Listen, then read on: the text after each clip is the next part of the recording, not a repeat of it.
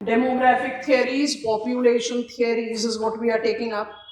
And step number 3, if I put it that way, actually it should be counted as 4, but as per our syllabus, Malthusian Marxian concept done, we want to talk about demographic transition model.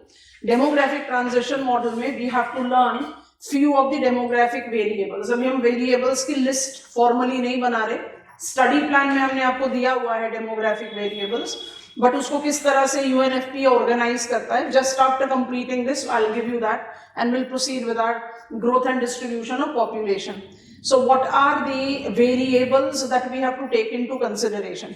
तो इस model को comprehend करने में आपको maximum 15 minute लगेंगे. But इस model को logically answer लिखने के लिए you have to develop the capacity of integrating demographic data table. और डेटा टेबल में जैसे आई हैव बीन इंसिस्टिंग, और this is something which is very important, और आपको बार बार अपने आप को ये चीज रिमाइंड करानी पड़ेगी कि I do need to understand some of the values. कुछ वैल्यूज, कुछ इंडिकेटर्स मुझे याद रखने पड़ेंगे, but I don't need to create out कि पूरा पाई चार्ट और लाइन डायग्राम और बार चार्ट बना रहे हैं of every country of the world, उसका क्या पॉपुलेशन है. It's not required. वो आंसर ऐसे भी नहीं बनाएगा, वो एनसाइक्लोपीडिया बना देगा. So you have to comprehend the data. उस कॉम्प्रीहेंशन ऑफ डेटा में ये थियरी हमें बहुत आसानी से मदद करती है. तो इस थियरी को समझने के लिए देयर आर फ्यू इंडिकेटर्स, उसको फटाफट से पिकअप करते हैं and then will get on to this theory, और उसके बाद इसको कंस्ट्रक्ट करना आसान रहेगा. नहीं तो बीच में बार बार स्पीड ब्रेकर्स आएंगे और वो हमारी अंडरस्टैंडिंग को कहीं रिस्ट्रिक्ट करेगा. ठीक है, so I will come back to this. उससे पहले हम फटाफट से अपना डिमार्केशन लेते हैं ऑफ डेमोग्राफिक वेरिएबल्स. तो हमें जो दो variables, I will just write it as demographic variable. I don't pick it up as which category, that will do later. So demographic, population भी लिख सकते हो, but demographic is much more easier expression and I will say more valid expression. So demographic variables with which we are concerned right now, because we are all set to take into consideration the demographic transition model, is fertility and mortality. Fertility, mortality दोनों को हम study कर सकते हैं as period perspective and as cohort. ये सारे terms हमें समझना है. अच्छा, फर्टिलिटी को जब आप स्टडी आउट करते हो या फर्टिलिटी को जब आप इंटरप्रेट करते हो, it must be distinguish from फेकंडिटी. Is it similar? No, it is not. Are they related? Yes, to some extension they are related. Mortality को आप relate करते हो morbidity से. Are they synonymous expression? No, they are not. But are they related? Yes, they are related. Fecundity का definition लिख देते हैं, fertility का definition लिख देते हैं, फिर period और cohort को study out करेंगे. What is fecundity? Fecundity is ability, because we are talking about human population right now, so we can easily write women. Ability of women to reproduce. So how do I distinguish fecundity with fertility? I am in my reproductive age technically between 15 to 50. It varies. The menopausal years of females varies. 35 onwards शुरू होता है and then it can take on any time. तो एक general range लेकर चलते हैं. I can become reproductive in the age of 15 and I can continue to remain reproductive till age of 15. So if I take up that into account, the reproductive ability of female is fecundity. But what is the actual reproduction performance is fertility. So there is similarity but still difference. So fecundity, because every female in their reproductive age is not giving birth. Every female in reproductive age may not be even fecundant, capable to reproduce. We do have some of the females who don't develop that capacity. तो relate जरूर करता है but synonymous नहीं है. And in last few years examination, अगर मेरे से examiner ये क्वेश्चन पूछ सकता है, distinguish between migration and mobility, ये भी आ सकता है क्वेश्चन. तो हम इस चीज की वेट नहीं करते कि क्वेश्चन में नहीं आया है, जब आ जाएगा तो हम उस पर फोकस करने लगेंगे. I need to be comfortable with the terminologies. ठीक है, तो fecundity is ability of female to produce and fertility is real reproductive. I'll simply write real reproduction. Your real reproduction performance. ठीक है, वैसे ही मोर्बिडिटी को आप किसको एसोसिएट करते हो? You associate it with health, you associate it with burden of illness. Morbidity is you are unwell, you are suffering from different types of diseases. It can be any type of disease, it can be infectious disease, non-infectious disease. It is technically हम use करेंगे इस term को degenerative man-made diseases. जैसे we take up the reference of the present lifestyle largely of the urban areas is such passive that 12 hours, 10 hours you are sitting on chair continuously because your job is like this, and that is the reason you are generating multiple types of diseases. So morbidity is about the burden of illness, it's about health. And what is mortality? Mortality is real number of deaths. I hope you have understood the difference between them and still the similarity. मतलब association है, association को आप कभी भी ignore out नहीं कर सकते हो. अब ना ये यूएनएफपीए का इस इमेज को देखना, एक बार देखने में ज्यादा क्लैरिटी के साथ समझ में नहीं आएगा, पर फिर भी इसको नोटिस करना, क्योंकि इसी से फिर हमारा स्टडी जो आगे जाएगा, हमारा मेन फोकस फर्टिलिटी पर ही रहता है. I have written cohort and I have written period perspective, दोनों टर्म लिखा है ना हमने. अब इसको नोटिस करो, यहाँ पर ईयर्स दिए हुए हैं और यहाँ पर एज दिया हुआ है 0-5, बस फॉर द सैम्पलिंग पर्पस. अब आप कोशिश करें जज करने के लिए. कोहॉर्ट क्या है? कोहॉर्ट आपने एक स्पेसिफिक एज ग्रुप को पकड़ा. Cohort same group tracked over time. समझ में आ रहा है? Cohort is same age group tracked over time कि 2020 से 2024 तक इसमें क्या ग्रोथ होगा. कोहॉर्ट एज सेक्स पिरामिड्स को अब हम एज सेक्स कोहॉर्ट्स बोलते हैं, पिरामिड नहीं बोलते. क्यों नहीं बोलते पिरामिड? क्योंकि पिरामिड के लिए तो मुझे पिरामिडिकल शेप चाहिए ना, ब्रॉड बेस, नैरो एपेक्स, ऐसा तो है नहीं. अगर इंडिया की पॉपुलेशन का कॉम्पोजिशन को जज करें, आई हैव गॉट, अब 2011 सेंसस को ना लें, 2024 डेटा को ले लें, I have got some 60% of my total population in mid age. तो अगर 60% पॉपुलेशन मिड एज में है तो मेरा एज सेक्स पिरामिडिकल थोड़े ना हुआ. Mid is broad, base is narrow, top is narrowest. तो इसलिए हमने टर्म पिरामिड को चेंज करके क्या लेना शुरू कर दिया? कोहॉर्ट. सो कोहॉर्ट को कैसे पकड़ोगे? Group, performance of a group in a given time period, कोई भी एज ग्रुप. अब इसके कंपैरिजन में देखो पीरियड पर्सपेक्टिव को. पीरियड पर्सपेक्टिव क्या होता है? A snapshot of group of people in a given time. किसी एक गिवन टाइम में सारे एज ग्रुप्स को आपने कंसिडर किया. हम आपको ना डेफिनेशन बता रहे हैं, जल्दी से समझा देना कि आपको क्या समझ में आ रहा है.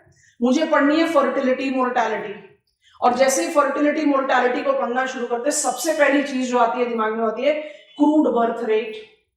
माने एक जनरल पर्पस में फर्टिलिटी बोलते ही कहते हैं इट्स क्रूड बर्थ रेट, या मोर्टालिटी कहते हैं क्रूड डेथ रेट. अब ध्यान से सुनो, what is the definition of crude birth rate और फर्टिलिटी इन जनरल? फर्टिलिटी और crude birth rate is number of live births per 1000 per year. कौन सा पर्सपेक्टिव है? पीरियड है कि कोहॉर्ट है? पीरियड. शाबाश, इट इज पीरियड पर्सपेक्टिव. अब मेरे ख्याल से आपको समझ में आ रहा है. वैसे क्रूड डेथ रेट को जज करो. क्रूड डेथ रेट क्या हुआ? नंबर ऑफ डेथ्स पर 1000 पॉपुलेशन. आप कोई एज डिवाइड थोड़ी ना कर रहे, पर 1000 पॉपुलेशन पर ईयर. फिर से हो गया क्या? Period perspective. Period perspective is commonly implied in the study of demographic transition model. अब इसके साथ हम जज करना शुरू करें. Net reproductive rate, gross reproductive rate भी होता है, नेट रिप्रोडक्टिव रेट भी होता है. ग्रॉस रिप्रोडक्टिव रेट को क्या बोलोगे? How many girls a female will give birth to during her reproductive age, perceiving that all these girls will survive through their reproductive age. आप क्या कर रहे हो? रिप्रोडक्टिव एज को कंसिडर कर रहे हो और टाइम फ्रेम को कंसिडर कर रहे हो. How many potential mothers I am giving birth to, which perspective it becomes? Cohort. I think you have understood it all. Very important for us to apply. तो आपने जो फ्लो चार्ट में period और cohort लिखा है, बिल्कुल ही official definition लिख लो. हमारा ज्यादा रिक्वायरमेंट पीरियड पर्सपेक्टिव का होता है. A snapshot of group of people at a given time.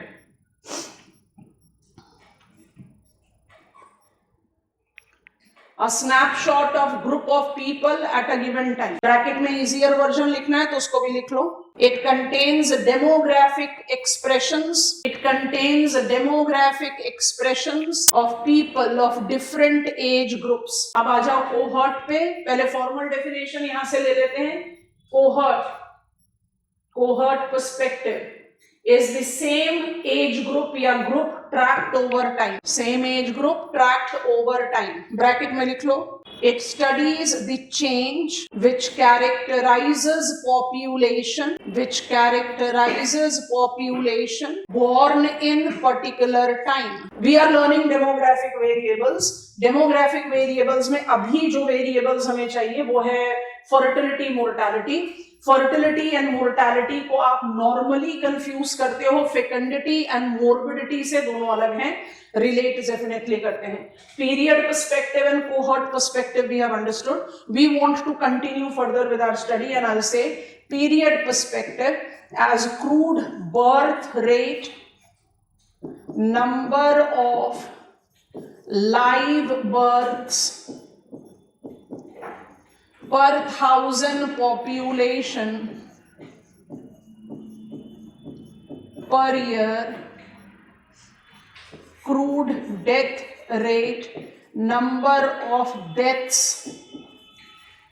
per thousand population per year is the normal requirement, is the commonly required period perspective in the study of demography, in the study of demographic analysis. ठीक है. अब जब आप इस demographic analysis को further pick up करते हो, you have to supplement period perspective में add करना पड़ेगा total fertility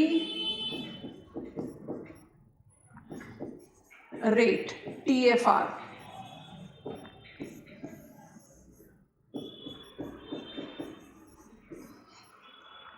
Before I take you to TFR, what is crude birth rate? Crude birth rate is a number of live births per thousand population per year. बिल्कुल clear है, समझ में आ गया. It's a period perspective. Her year per thousand population आप कितना population add कर रहे हो? It is giving you addition to the population. And crude death rate, how many people are getting subtracted per thousand population per year? Fertility or mortality as crude birth rate and crude death rate, easiest utilized measure, period perspective, helps us to understand कि population बढ़ेगा, घटेगा या stable रहेगा. बहुत logical है. Per thousand per year आप add ज़्यादा कर रहे हो, per thousand per year आप subtract कम कर रहे हो तो population बढ़ेगा. सब्ट्रैक्ट ज्यादा कर रहे हो, ऐड कम कर रहे हो तो घटेगा. अगर दोनों चीज बराबर है तो उसको जीरो पॉपुलेशन ग्रोथ बोलते हैं. तो somewhere I can create out the sense. अब फटाफट से 2 बॉक्स आइटम बनाएंगे before I take you to total fertility rate. What are the determiners of crude birth rate? Kindly copy. Factors affecting birth rates. इसमें ज्यादा समय नहीं खर्च करना, फटाफट से कॉपी डाउन करेंगे. बहुत एविडेंट है, क्वेश्चन पूछ ले तो इजीली क्रिएट आउट होता है. To contraception, influence of religion and tradition, cost of raising children, level of education को supplement कर सकते हो awareness से, age at which the females or people are getting married, Malthusian approach आ गया यहाँ पर, whether women have careers or not, because economic development is best contraception, Karl Marx आ गए यहाँ पर, and position of women in society, because we still have got locations in world where females are just being known or is presumed to be performing a reproductive role. So what exactly is the position of females in the society? इस तरह के pointers को आपने ऐसे diagram में ही बनाना चाहिए या flow chart के तौर पर बना दो, क्योंकि इसमें ज्यादा स्टेटमेंट कंस्ट्रक्ट करने की जरूरत नहीं होती. Factors affecting birth rate, UNFPA इसको कैसे बोलता है? यूएनएफपीए बोलता है प्रॉक्सिमेट डिटरमाइनर्स ऑफ फर्टिलिटी. हम ये एक्सप्रेशन भी लिख देते हैं यहाँ पर. all of them are self explaining, तो ज्यादा कुछ दिमाग खर्च नहीं करना. जब डेमोग्राफिक ट्रांजिशन मॉडल में चले जाते हैं ना तो फिर ये चीजें कहीं साइड में छूटती हैं और ये छूटेंगे तो आप डेमोग्राफिक ट्रांजिशन मॉडल को मैप ऑफ वर्ल्ड में प्रॉपरली अप्लाई नहीं कर पाओगे, और नहीं कर पाओगे तो आपका quality of understanding of demographic transition model नहीं इवॉल्व होगा. You will not be in the position of judging out कि ये साइकिल ऑफ जो जिसको डेमोग्राफिक साइकिल भी बोलते हैं इतना रेलेवेंट अप्रोच क्यों है. अच्छा, अब इसी के साथ एक और साइड में वही प्रॉक्सिमेट डिटरमाइनर्स ऑफ मोर्टेलिटी करके बना लो, जल्दी से लिख लो. Factors affecting death rate: quality of health care, affordability of health care, average age of population. यहीं पर हमें बात करनी है. War, conflict, quality of diet, vaccination, access to clean water and sanitation. लग रहा है ना ऐसा कि हम sustainable development. Factors affecting death rates, इसको कैसे सप्लीमेंट कर सकते हैं? Proximate determinants of mortality. अब बिल्कुल लेमैन्स पर्सपेक्टिव पर आ रहे हैं to understand one more period perspective, जिसके बिना हम आपको डेमोग्राफिक ट्रांजिशन मॉडल पर नहीं ले जा सकते. तो I have given you sufficient knowledge about period and cohort perspective क्या होता है, फर्टिलिटी मोर्टालिटी किस तरह से फेकेंडिटी एंड मोर्बिडिटी से अलग होती है, why period perspective is more relevant for us to study as demography. ये बिल्कुल मतलब नहीं है कि कोहर्ट पर्सपेक्टिव का हम इस्तेमाल नहीं करते, हम करेंगे डिटेल्स में कोहर्ट पर्सपेक्टिव का इस्तेमाल as as sex cohort, but it is less utilised, more utilised is period perspective. वहीं पर डेथ एंड बर्थ रेट के डिटरमाइनर्स को पिकअप कर लिया. ठीक. अच्छा, now what I do is I simply open up. मुझे इस डेमोग्राफिक ट्रांजिशन मॉडल में एक चीज क्या दिखाई दे रही है कि फर्टिलिटी मोर्टालिटी हायर लेवल से लोअर लेवल की तरफ चेंज हो रही है. Transition in course of time. क्या नाम है मॉडल का? Demographic transition. सो डेमोग्राफिक में कौन से वेरिएबल्स चेंज हो रहे हैं? Is subjected to change over through time. Fertility mortality. Fertility को आप कैसे डिफाइन कर रहे हो? Addition of population. अभी हम क्या कर रहे हैं? एडिशन ऑफ पॉपुलेशन पर 1000 पॉपुलेशन पर ईयर. और मोर्टालिटी को क्या कह रहे हो? सब्ट्रैक्शन ऑफ पॉपुलेशन पर 1000 पर ईयर. तो फर्टिलिटी मोर्टालिटी का जो भी इक्वेशन होगा that will determine what is total population. That I have understood. But जब आप फर्टिलिटी या mortality, let's begin with mortality, जब आप मोर्टालिटी को लेते हो एज क्रूड डेथ रेट, आपने एक फैक्टर लिखा है क्रूड डेथ रेट का, हम दो सैंपल के साथ समझाने की कोशिश कर रहे हैं. In the countries like Afghanistan, mentally I hope हम फटाफट से पहुंचेंगे. In the countries like Afghanistan, in the countries like Niger, in the countries like Somalia, sufficient sampling हो गई. डेथ रेट हाई है. Afghanistan, Niger, Somalia, death rate is higher than global average. ठीक है. इसी के कंटिन्यूटी में I have high death rate in the countries like Sweden, Austria and Estonia. पहुंच गए. 3 कंट्रीज रहेगी. तो अफगानिस्तान और स्वीडन, दो कंट्रीज को अगर पकड़ के सैंपल करके समझने की कोशिश करें, अफगानिस्तान और स्वीडन दोनों में डेथ रेट हाई है, higher than global average. Reason बहुत अलग है. स्वीडन में हाई डेथ रेट होने का रीजन क्या है? Maximum share of population is aged. आपने लाइफ एक्सपेक्टेंसी एट बर्थ बढ़ा दी. आपकी लाइफ एक्सपेक्टेंसी 75-80 इयर्स प्लस है. आप लाइफ को एक्सटेंड कर सकते हो, आप उसको इमॉर्टल तो नहीं बना सकते, डेथ तो आएगा. तो स्वीडन में हाई क्रूड डेथ रेट होने का रीजन क्या है? Aged population. तो aged population by default will reflect itself in higher mortality. अब आ जाओ अफगानिस्तान में. अफगानिस्तान में हाई क्रूड डेथ रेट क्यों है? Number 1, life expectancy is very low. Number 2, infant mortality rate is very high और children mortality rate is very high. Infant mortality का क्या डेफिनेशन होता है? Number of deaths of infants. Infants हुए 0 to 1 year. Number of deaths of infants पर 1000 live births per year.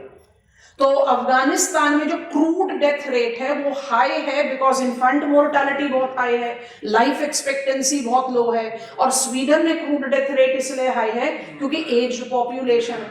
अगर आपने crude death rate को ग्लोबल स्टडी में ले लिया तो आपका स्टडी कहीं नहीं जा रहा, ब्लंडर हो रहा है. बर्थ रेट के साथ ये प्रॉब्लम नहीं है. आप एक बहुत क्लियर जनरल रूल बना सकते हो. क्या? मोर इकोनॉमिकली, अभी cannot use the term underdeveloped, so वो नहीं यूज करें. More economically developing birth rate will be high. Economically advanced, birth rate will be low. मतलब ऑस्ट्रेलिया बड़ा अच्छा एग्जाम्पल नहीं होता तो उसको हटा दो. ऑस्ट्रिया, स्वीडन, ये सब बड़े टॉर्च बियरिंग लोकेशंस हैं हमारे लिए. ऑस्ट्रिया, स्वीडन, यहां पर क्रूड बर्थ रेट कम है. And countries like niger, Somalia, crude birth rate ज्यादा है. I can use crude birth rate for global comparison. I cannot compare crude death rate for global comparison. Crude death rate कहां पर rational conclusion में मदद करेगा? जहां population का composition identical हो. आप स्वीडन को ऑस्ट्रिया के साथ कंपेयर करो, ऑस्ट्रिया को फिनलैंड के साथ कंपेयर करो, फिनलैंड को एस्टोनिया, लातविया, लिथुआनिया के साथ कंपेयर करो, then you are having something logical coming in. इसलिए हम जनरल पर्सपेक्टिव में तो बिल्कुल कह सकते हैं high birth rate, high death rate, I am in stage 1. Death rate starts declining, birth rate remains high, I am in stage 2. Stage 2 और stage 1 में difference क्या है? Death rate का decline होना. Death rate को हम global comparison में as crude death rate ले ही नहीं पाते because it doesn't help us. तो हम उसको किससे supplement करते हैं? Total fertility rate से. अब ध्यान से सुनोगे फिर technical definition लिखवा देंगे. TFR, which is a period perspective, आपको लिखवा दिया है, is largely taken to be the rational supplement to crude death rate in the global comparison. Total fertility rate crude death rate का supplement कैसे हो सकता है? Because TFR बिल्कुल crude terms में, अभी हम technical term का इस्तेमाल नहीं कर रहे. TFR को आप कैसे define करते हो? What is the average number of children that a female will give birth to during her reproductive age if she is giving birth at the absolute current year's rate, जो भी base year आपने लिया है. तो by the end of my reproductive age, supposedly I have given birth to 4 children. How many children a female will give birth to during her reproductive age? So supposedly I have given birth to 4 children. By default I cannot give birth without my male partner. तो इसको ऐसे crudely understand करो. Older generation, me and my partner, have reproduced 4 children. Older generation is substituted by 2 people, substituted by 4. Population is growing. Mortality को ले लिया ना, we will be replaced by 4 people. So 2 are replaced by 4, मतलब 2 से ज्यादा. तो आप population को तो बढ़ा ही रहे हो. TFR is considered in reference to mortality to judge replacement level of population. तो मान लीजिए कि in my reproductive age I have reproduced 2 children. Population TFR is at replacement level. 5. Population is exponentially growing. 1. Population will decline. Statistically calculate होता है, इसलिए reproductive TFR at 2.1 is replacement level of population. बड़े आराम से समझा दिया. What is 2.1? What is total fertility rate? Average number of children that a female will give birth to. That considered in light of mortality will give you replacement level of population. Replacement level of population कहां होगा? जब older generation उतने ही individual से replace हो जाए. अगर 2 से ज्यादा होगा तो पॉपुलेशन बढ़ेगी, 2 से कम होगा तो पॉपुलेशन घटेगी. आई होप इट इज कंफर्टेबल. जो हमारे पास इंडियन सेंसस के हिसाब से 2010-11 का UNFPA का टेबल है, उसके हिसाब से ग्लोबल TFR 3.3 था. अब ग्लोबल TFR 2.5 है. मतलब we have reach near replacement. But sub Saharan Africa, मोरिटेनिया, Mali, niger, चाड, सब सहारन अफ्रीका में TFR आज भी 4.9 है. राउंड ऑफ करो.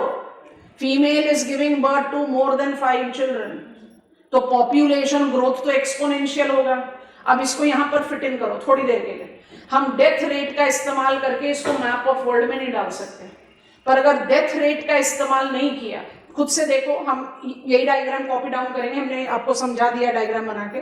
एक बार रेपिटेशन में हम अपना वर्जन ऑफ डायग्राम भी ड्रॉ कर देंगे सेम. अगर हमें स्टेज 1 और स्टेज 2 को डिस्टिंग्विश करना है, I can not do it without death rate. दोनों में तो फर्टिलिटी हाई है. What is the difference between stage 1 and 2? 1 में high fertility is counterbalanced by high mortality. और सेकंड क्या है, जहां high fertility is maintained but mortality कम होती जा रही है. तो आप क्रूड डेथ रेट को रोपिन नहीं करोगे तो 1 and 2 में तो डिफरेंस क्रिएट ही नहीं कर पाओगे. तो आप कह सकते हो crude death rate is declining, but that doesn't suffice. अब हम कैसे प्रूव करें कि अफ्रीकन कंट्रीज यहाँ हैं? आप बोलोगे crude death rate is high, तो क्रूड डेथ रेट तो स्वीडन का भी हाई है, तो उसको भी यहाँ डाल दो. नहीं, इसलिए क्या करेंगे, टीएफआर को लेकर आएंगे. टीएफआर क्या बताएगा? अगर most of the African countries, आपको एक्सेप्शंस बता चुके हैं अफ्रीका में, और every passing day that exception will get justified. वॉकेन-वेब के क्लासिफिकेशन में आपने कहा नदर्न अफ्रीकन और साउथ अफ्रीका को हटाओ और बाकी सबको मेसो अफ्रीका में डालो. साउथ अफ्रीका को वॉकेन-वेब ने नहीं डाला, पर हमने बताया कि वो लिमिटेशन है. तो आप नदर्न अफ्रीकन कंट्रीज और साउथ अफ्रीका को हटा के बाकी अफ्रीका को अगर डालते हो मेसो अफ्रीका में, तो बाकी Africa is the torch bearer of the projected population growth in future. और उस पर्सपेक्टिव से आप क्या कह रहे हो? If on an average most of the African countries, most of them specifically sub-Saharan African countries have got TFR at more than 4.5. इसका मतलब parents are leaving behind more than 4 children. Leaving behind, तो mortality तो घट रही है ना, तभी तो leaving behind. And fertility high है, इसलिए आपका स्टेज ऑफ ट्रांजिशन नंबर 2 है. और इंडिया जैसी कंट्री कौन से स्टेज में है? 3 पर. क्यों है 3 पर? क्योंकि हमारी फर्टिलिटी लेवल्स डिक्लाइन होनी शुरू हो गई है. We have experienced population explosion in 70s. इसको कहते हैं डेमोग्राफिक मोमेंटम. आपके जीएस में डेमोग्राफिक विंटर्स पूछ लिया, एक्सपेक्ट कि आपसे डेमोग्राफिक मोमेंटम भी पूछ ले.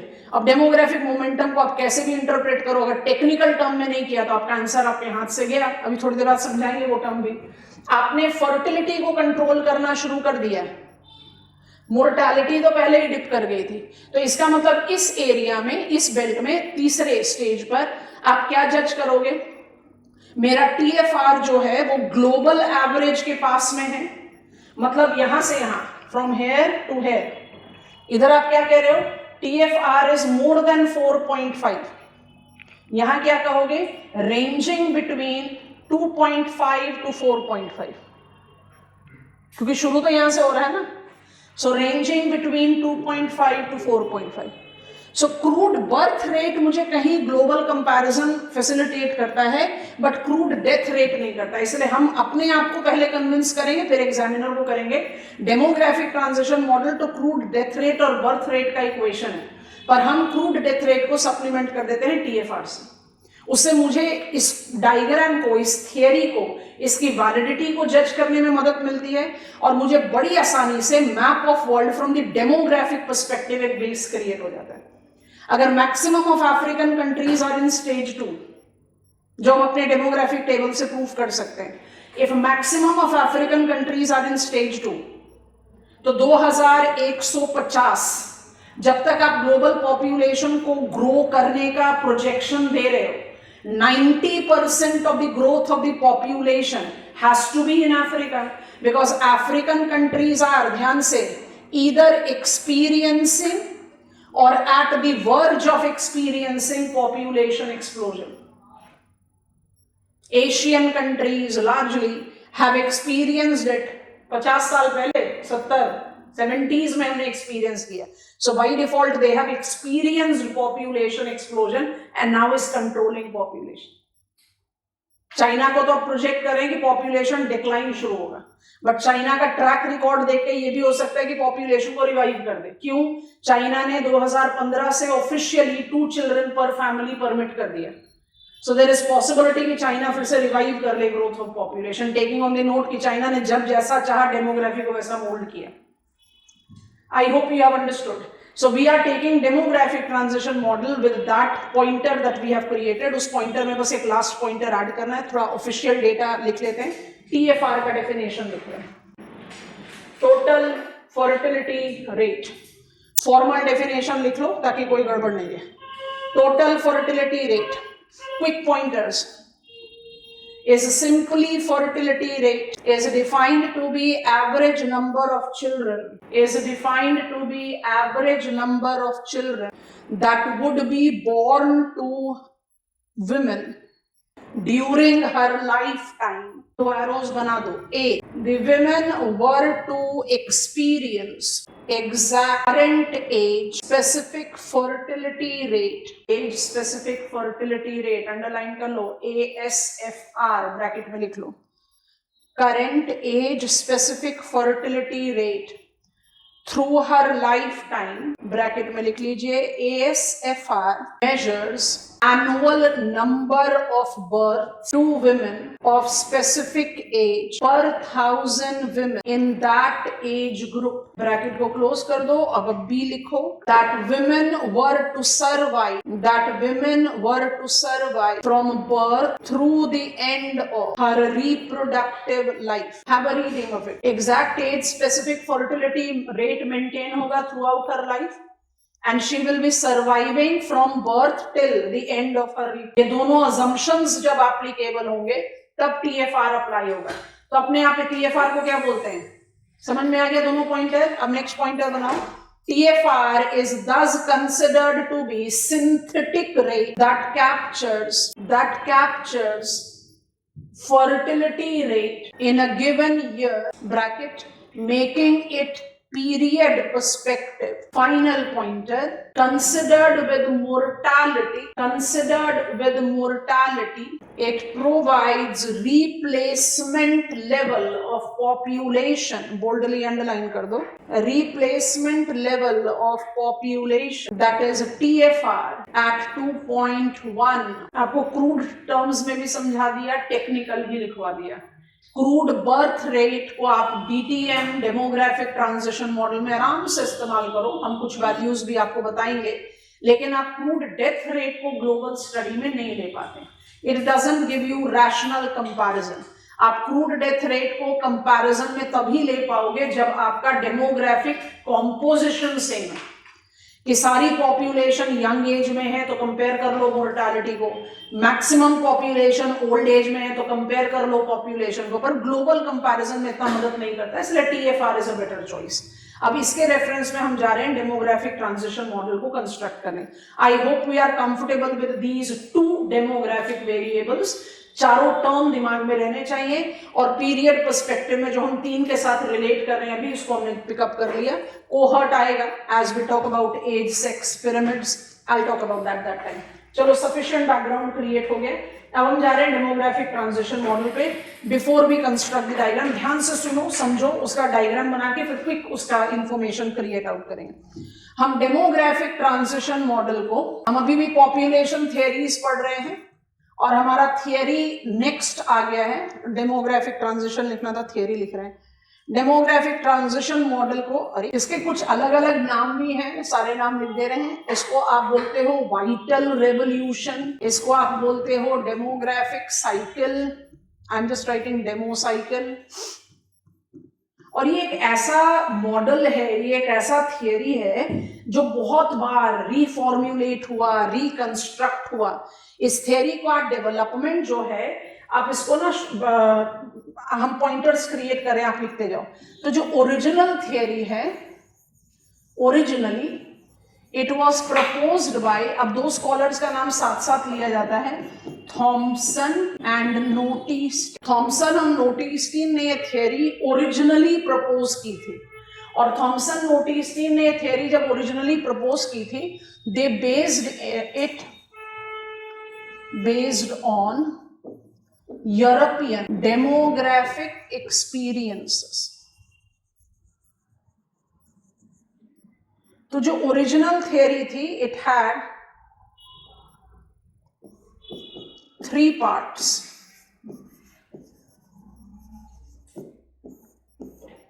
पहला पार्ट तो स्टेजेस ऑफ ट्रांजिशन, जिसको हम ग्राफिकल रिप्रेजेंटेशन में कंस्ट्रक्ट करेंगे. दूसरा predictive element,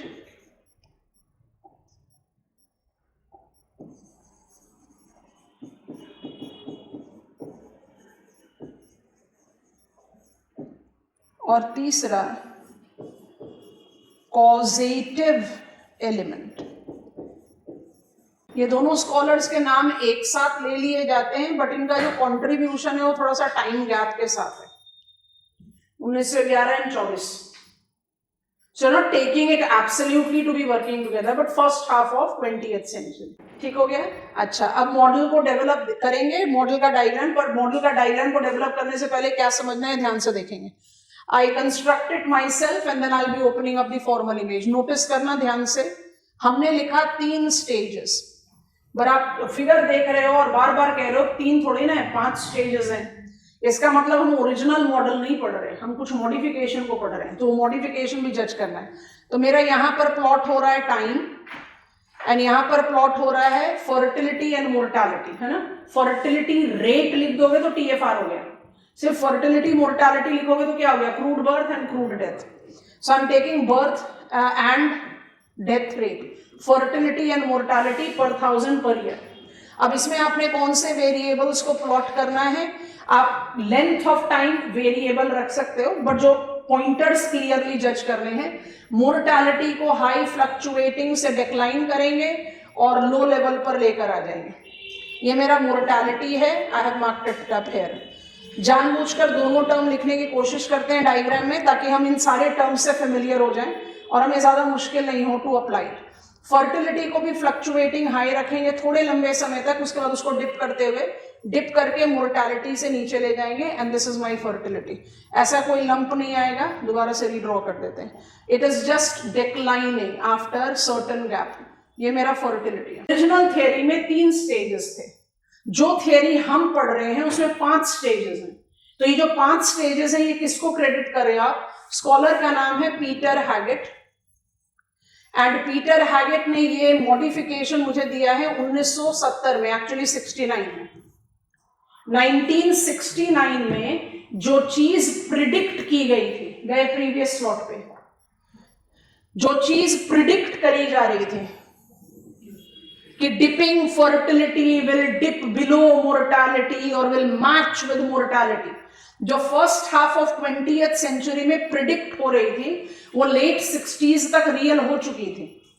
There was the real momentum, there was the real projections which were coming up कि fertility dip होते होते mortality के बराबर होकर उससे नीचे भी चली जाएगी। तो पीटर हैगेट ने क्या किया, प्रिडिक्टिव एलिमेंट को स्टेजल ट्रांजिशन में मैच कर दिया। तो ओरिजिनल थियरी में आपके पास कितने स्टेजेस हैं, 3, और जो प्रिडिक्टिव एलिमेंट था उसके 2 स्टेजेस बनाकर पीटर हैगेट ने स्टेजेस बना दिए 5। क्योंकि आज की डेट में आप पढ़ो और आप ये कहो कि in future it is likely कि फर्टिलिटी डिप करके मोर्टालिटी के बराबर हो, 2024 में वो वैलिड था प्रिडिक्टिव। आज की डेट में वो प्रिडिक्टिव थोड़ी हो, तो रियल है। Zero population growth is real, China attend it in year 2000 itself. तो जो प्रिडिक्ट किया गया था वो अब रियल है, तो प्रिडिक्टिव एलिमेंट अपने आप हट गया। तो जैसे ही हट गया उसके बाद आपने क्या कर लिया, आपने 5 स्टेजेस डिफाइन किए। हमने कल आपको ये स्टेजेस समझा दिए थे, बस इसको मार्क आउट कर लो। तो मेरे जो स्टेजेस हो गए, ओरिजिनल थ्योरी में भी मेरे स्टेजेस कितने हैं, 3। हमने इनको ज्यादा जगह दे दी है, आप कम ज्यादा जैसा मर्जी कर सकते हो। टाइम टेकन वेरीज, आपको बताया कौन कौन सा ट्रांजिशनल पॉइंट है। तो ये जो लास्ट के 2 स्टेजेस हैं, ये ओरिजिनल थ्योरी में नहीं थे, प्रिडिक्ट किए गए थे। और जो अब हम थ्योरी पढ़ रहे हैं उसमें आप इसको स्टेज में डाल रहे हो। तो मुझे कौन से 2 पार्ट में थ्योरी को पढ़ना है, स्टेजेस का कैरेक्टरिस्टिक्स और क्या कॉज है। कॉज का मतलब why different countries are experiencing different stages of demographic transition. तो बहुत आसान सा काम है, टुवर्ड्स एंड करेंगे। तो मेरे पास कितने स्टेजेस हो गए, 5। अब आपको डायग्राम बनाना है और ये 5 स्टेजेस के नाम हम डिक्टेट करेंगे। हम आपको फॉर्मल इमेज भी थोड़ी देर बाद दिखा दे रहे हैं। इसमें टोटल पॉपुलेशन को भी ऐड करना है। टोटल पॉपुलेशन बढ़ना यहां से शुरू होगा और स्टेबिलिटी के बाद डिक्लाइन होना शुरू हो सकता है।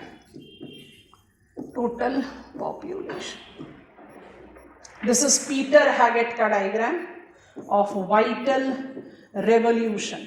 I want all of you to quickly create this diagram after the 3 points that you have. जब मोर्टालिटी डिप करने लगे तो स्टेज 2 शुरू होगा, जब फर्टिलिटी डिप करने लगे तो स्टेज 3 शुरू होगा। 3 और 4 रिलेटिवली रखो, 4 से 5 का ट्रांजिशन होगा जब डिपिंग फर्टिलिटी मोर्टालिटी से मैच कर जाएगी। बस ये लॉजिक याद रखना है डायग्राम ड्रॉ करते। इंडिया का ना, पर इंडिया में बहुत सारे स्टेट्स हैं ना जिसमें डेमोग्राफिक विंडोज जो आपके ईएजी स्टेट्स हैं उनका 2055-60 तक खुला हुआ है, तो we are still having growing population. वही समझाएंगे आपको डेमोग्राफिक मोमेंटम में रीजनल वेरिएशन आएगा ना, तो वो तो स्केल एनलार्जमेंट हो जाएगा। केरला और तमिलनाडु में तो डिक्लाइनिंग है, but then India has to be taken up as what, north south divide का कॉम्बिनेशन है ना। हो गया। डायग्राम के साथ पहले नाम लिख लो, नाम लिख के थोड़ा सा ब्रीफ समझते हैं, फिर फटाफट पॉइंटर्स क्रिएट करेंगे और उसको हम वैलिडेट करते जाएंगे साथ साथ डेमोग्राफिक डेटा के साथ, ठीक है। नंबर 1 का नाम है हाई स्टेशनरी, वहीं लिख सकते हो तो वहां लिख लो, 1 2 हटा दो, या फिर आप पैरेलल लिख लो, जैसे भी आप neat and tidy diagram maintain कर सकते हो। दूसरे का नाम है अर्ली एक्सपैंडिंग, नाम भी बड़ा इंटरेस्टिंग है और सेल्फ डिपिक्टिंग है। तीसरे का नाम है लेट एक्सपैंडिंग।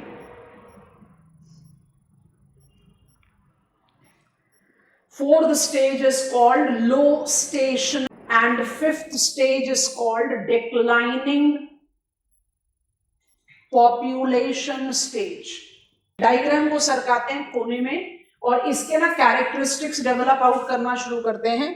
आपने नाम लिख लिया that we take this vital revolution or we take this demographic transition wherein there is a temporal transition of fertility and mortality that influences total population. Original word of this concept is credited to Thomson and Notestein, but the approach that we follow is being implied by Peter Haggett. तो मेरे पास 5 stages है पढ़ने के लिए, but we cannot rule out on the assumptions on which Thomson and Notestein applied it. आप अपने diagram को देखना, हम इस स्लाइड पर दोबारा आ रहे हैं, प्रीवियस पेज पर चले जाते हैं। थॉमसन एंड नोटिस्टीन ने यूरोपियन डेमोग्राफिक एक्सपीरियंस पर इस मॉडल को कंस्ट्रक्ट किया था और ये क्या कह रहे हैं that this transition should take into consideration three prominent assumptions. अब ये 3 प्रोमिनेंट अजम्पशंस में 2 तो बड़े आराम से दिखाई दे रहे हैं, और क्या ये अजम्पशन सही है या नहीं है जो हम लिख रहे हैं, पहले अपने डायग्राम को देखते हुए उसको डिपिक्ट करने की कोशिश करना। पहला अजम्पशन कहता है fertility and mortality registers decline through time, मतलब they will change from, both of them will change from high levels to low levels. Do you agree to it? Yes, no? तो हम पहला assumption अप्लाई करते हैं कि fertility और mortality जो है वो हाई लेवल से लो लेवल्स पर ट्रांजिट करेंगे in due course of time. मुझे डायग्राम में दिख रहा है। दूसरा assumption जो अप्लाई किया थॉमसन नोटिस्टीन ने, वो ये कहा that mortality will dip first, ठीक है, एंड फर्टिलिटी विल फॉलो। पर कोई जरूरी नहीं है कि वो सब जगह इमीडिएटली फॉलो करेगी, it can take longer time, shorter time, whatsoever, but it will follow with defined time gap. आपको ये चीज भी दिखाई दे रहा है आपके डायग्राम में। आपकी फर्टिलिटी कब डिक्लाइन करना शुरू करती है, जब आप बिगिनिंग ऑफ स्टेज 3 बोलते हो, मतलब थ्रू आउट स्टेज 2 मोर्टैलिटी तो डिप कर रही है, फर्टिलिटी हाई है, ये भी दिख रहा है। तीसरी चीज डायग्राम में नहीं दिखाई देती, but we can take it up very clearly. जो थर्ड अजम्पशन अप्लाई किया वो ये है that as I change from high to low levels, हम यहां पर ऐसे लिख दे रहे हैं, as I change from high to low levels of fertility and mortality, I will be making transition from primitive to advanced community। अब advance community लिखते हो तो उसका क्या मतलब है, advancement in terms of economic, technological, सारी चीजें। तो जब आप स्टेज 1 या 2 में हो तो आप थोड़े से ओल्डर, डेवलपिंग, प्रिमिटिव, और जब आप स्टेज 4 5 पर आ रहे हो तो you are economically advance, you are technologically advance. ये दिखता नहीं है फिगर में, बाकी दो चीजें फिगर में दिखती हैं। फिगर के बॉटम में बॉक्स में इसको लिख लो। फिगर ड्रॉ करे बिना इन असम्पशंस को समझना मुश्किल था, इसलिए डिलीट किया।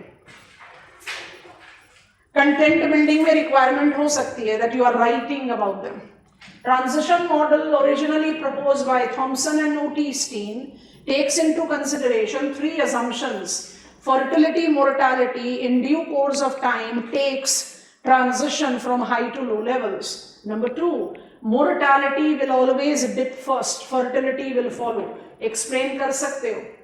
मोर्टैलिटी को डिप करने के लिए आपको सिर्फ मेडिकल सर्विसेज की अवेलेबिलिटी एंड एक्सेसिबिलिटी चाहिए। फर्टिलिटी को इन्फ्लुएंस करने के लिए आपको माइंड सेट चेंज करना पड़ता है। That takes time. And when I am taking the transition from high to low level, I am simultaneously experiencing economic, technological growth. So I change from primitive to modern और advanced community. Base create हो गया, diagram भी बना लिया। Predictive component अब valid नहीं है, वो स्टेजेस में ऐड ऑन हो गई। अब हम जा रहे हैं slide of the diagram. Can I giving me confident, go ahead. Clarity आ गई सब? चलिए अब स्लाइड पर चलते हैं। नंबर नेक्स्ट जहां पर हमारा डायग्राम है, अब थियरी का डिटेल्स कंस्ट्रक्ट करते हैं। पहले स्टेज का क्या नाम है? It is called high stationary. Why it is called high stationary? अब हम नाम नहीं लिख रहे, सिर्फ नंबर लिख रहे हैं। कैरेक्टरिस्टिक्स को विजुअलाइज कर लेना, समझ में आ गया तो फिर फटाफट लिख लेना। Stage one is called high and stationary. Why it is called high? Because both birth rate and death rate is high. Why it is called stationary? Because higher fertility is more or less counterbalanced by higher mortality with the total population remaining stationary. ना बढ़ रहा है ना घट रहा है।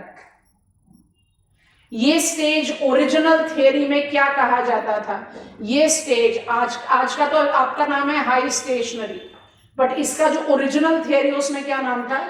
Original theory में इसको बोलते थे ट्रेडिशनल यूरोपियन, माने प्री इंडस्ट्रियल रेवोल्यूशन।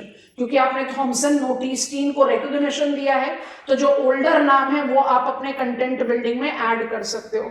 तो इसका जो ओरिजिनल नाम था इस स्टेज का, वो था ट्रेडिशनल यूरोपियन। आपको बता दिया है that we have taken European demographic experience to build up this cycle. चलो ये समझ में आ गया। इस स्टेज को हम आज 2025 कौन से पार्ट ऑफ वर्ल्ड में अप्लाई करते हैं? इन कल्चरल पास्ट हम टाइम में पीछे जाएं तो लगभग सारे के सारे हैबिटेशंस में ये स्टेज था in the beginning of cultural history.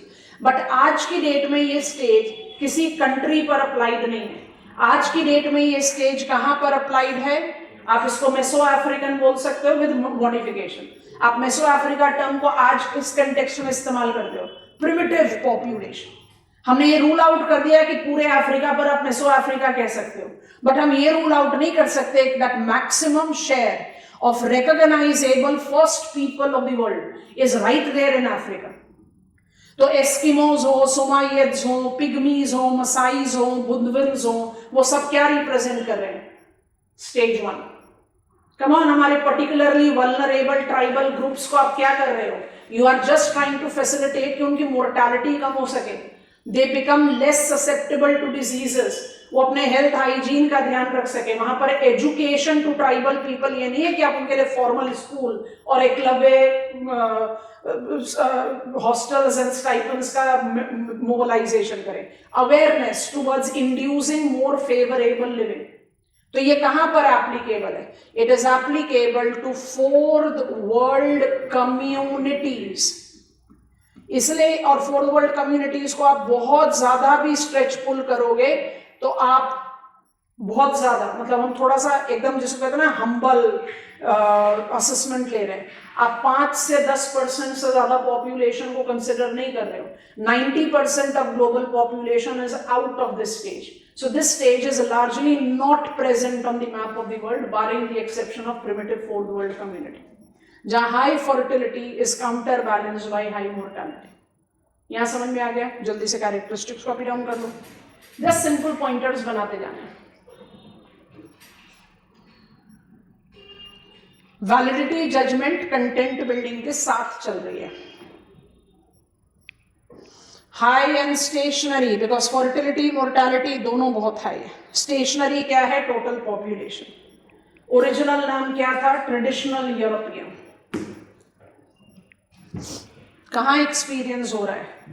Fourth world communities के साथ आप इसको एसोसिएट कर सकते हो. फोर्थ वर्ल्ड कम्युनिटी लिखा तो प्रिमिटिव ही हो गया, आपको प्रिमिटिव ऐड करने की जरूरत नहीं है. So I can relate it to some of the first people of the world. किसी कंट्री के साथ आप इसको रिलेट नहीं करेंगे. ठीक है, चलो अब स्टेज नंबर 2 पर आते हैं. 2 और 3 को यहीं कंस्ट्रक्ट कर देंगे, फिर नेक्स्ट स्लाइड पे चले जाएंगे ताकि we maintain the clarity of our writing. आप हमारे साथ साथ लिखें, 2 और 3 दोनों को कंस्ट्रक्ट आउट करें. स्टेज 2 इसको हम बोलते हैं अर्ली एंड एक्सपैंडिंग, और स्टेज 3 इसको बोलते हैं लेट एक्सपैंडिंग. दोनों का ओल्डर नाम पॉसिबल है, यस और नो? ओरिजिनल थियरी में ये दोनों स्टेजेस थे. तो जो अर्ली एक्सपैंडिंग है उसका थॉमसन नोटिस्टीन के मॉडल में क्या नाम था? Industrial European. नॉलेज में होना चाहिए. लिखोगे कि नहीं लिखोगे वो क्वेश्चन की डिमांड पर डिपेंड करता है, अवॉइड कर सकते हो. और लेट एक्सपैंडिंग का नाम क्या है? मॉडर्न यूरोपियन, मतलब जो ओल्डर नाम है, क्योंकि डेमोग्राफिक एक्सपीरियंस ऑफ यूरोप पर बेस्ड ही ये मॉडल प्रपाउंड किया गया था. ठीक है, अब इनकी कैरेक्टरिस्टिक्स को पिकअप करते हैं. जब आप कहते हो early expanding, you are marking up the, it marks its beginning with beginning of decrease of mortality. ये शुरू होता है with beginning of decrease of fertility. Fertility remains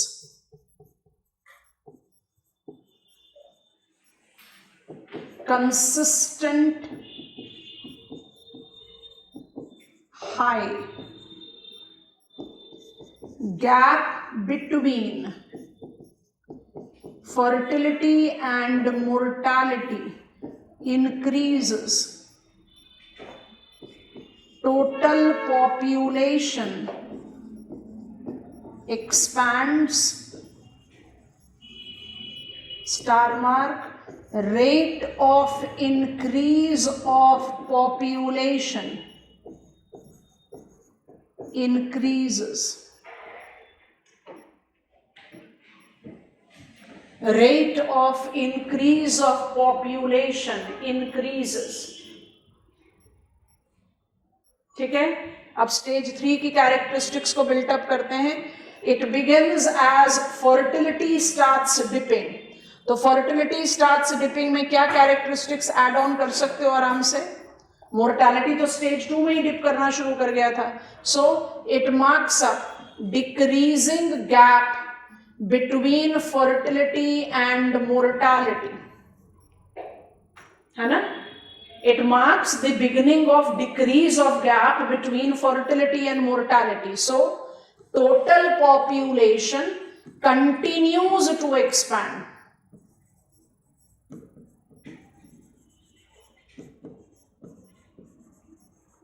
Total population will continue to expand, but star mark, rate of increase of population starts decreasing. और आप diagram बना चुके हो, इसलिए हम डायग्राम को मैसअप कर देते हैं.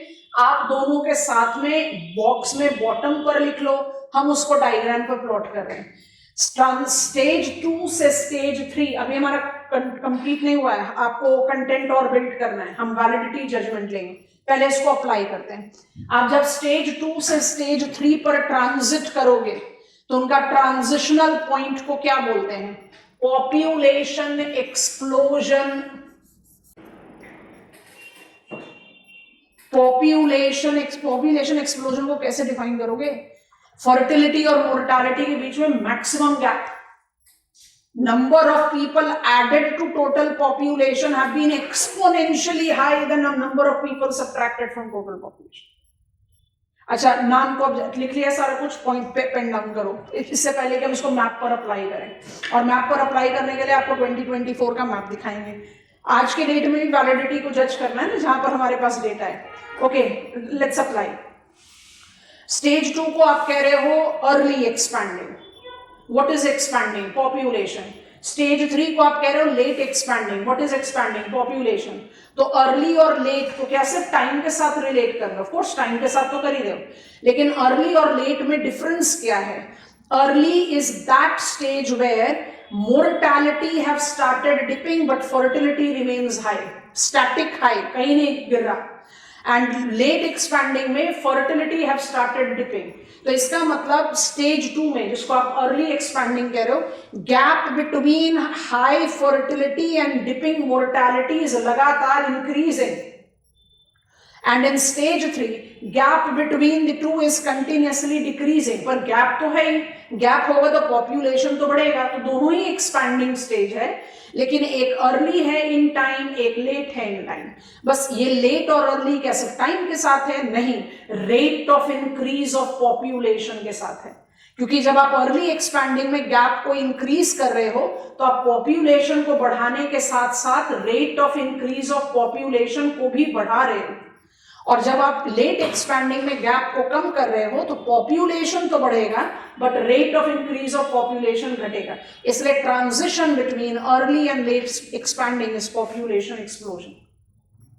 अब हमको इसको मैप ऑफ वर्ल्ड में डालना है, तो हम ले लेते हैं क्रूड बर्थ रेट और TFR का वैल्यू। अगर हम क्रूड बर्थ का वैल्यू लें, ध्यान से सुनना, बॉक्स में बना लेंगे, उसके बाद फिर हम दोनों कॉलम में अप्रोप्रिएटली लिख लेंगे। CBR को हम अप्लाई कर सकते हैं ग्लोबल कंपैरिजन में। CBR globally as of today is 1919 live births per 1000 per year. हम थोड़ा सा राउंड ऑफ करके इसको 20 ले लेते हैं, मतलब ग्लोबल एवरेज जो है वो 20 live births per 1000 per year है। We are taking it on assessment of UNFPA। तो मेरे पास 20 live births per 1000 per year global average है। अब इस ग्लोबल एवरेज के हिसाब से अगर हम इसको अप्लाई कर दें डेमोग्राफिक ट्रांजिशन मॉडल में, तो डेवलपिंग कंट्रीज में crude birth rate is more than 20 live births per 1000 per year, और डेवलप्ड वर्ल्ड में it is less than 20 live births. तो जब आप country like Africa, African countries, अब यहां पर हम नाम एक भी नहीं लिखेंगे, हम कहेंगे majority of African countries. Majority of African countries are in stage 2. They are experiencing early expanding stage. How am I concluding it? I am concluding it by saying global CBR है 20 live births per 1000 per year, and most of the African countries का जो CBR है it's more than 40 live births per 1000 per year. चलो समझ गए, बहुत high है, more than double हो गया global average.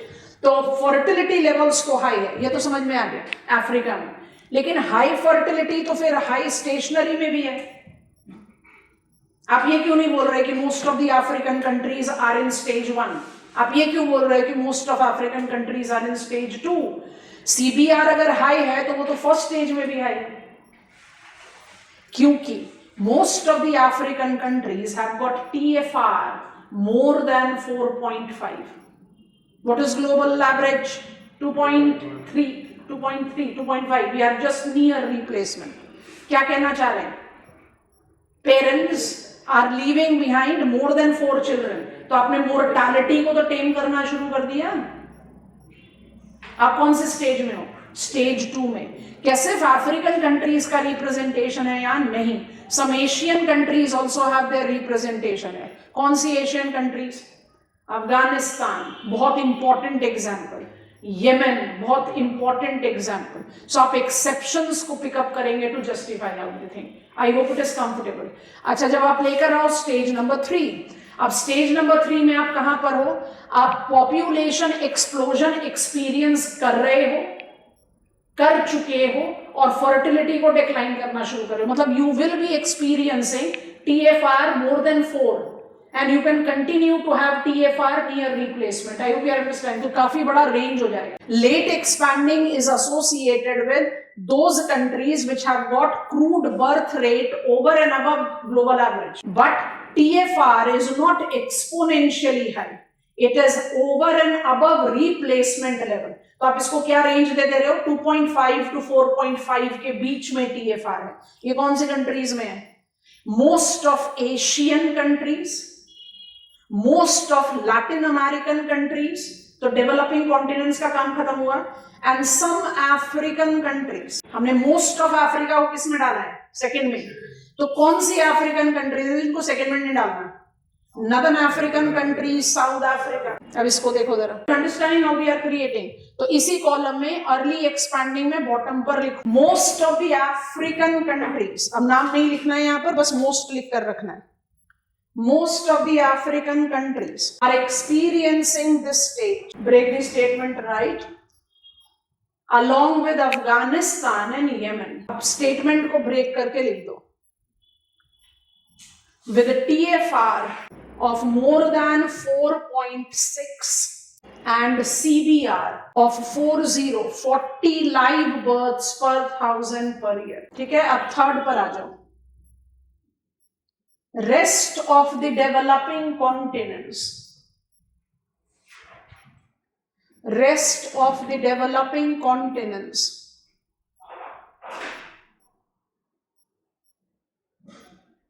are in late expanding,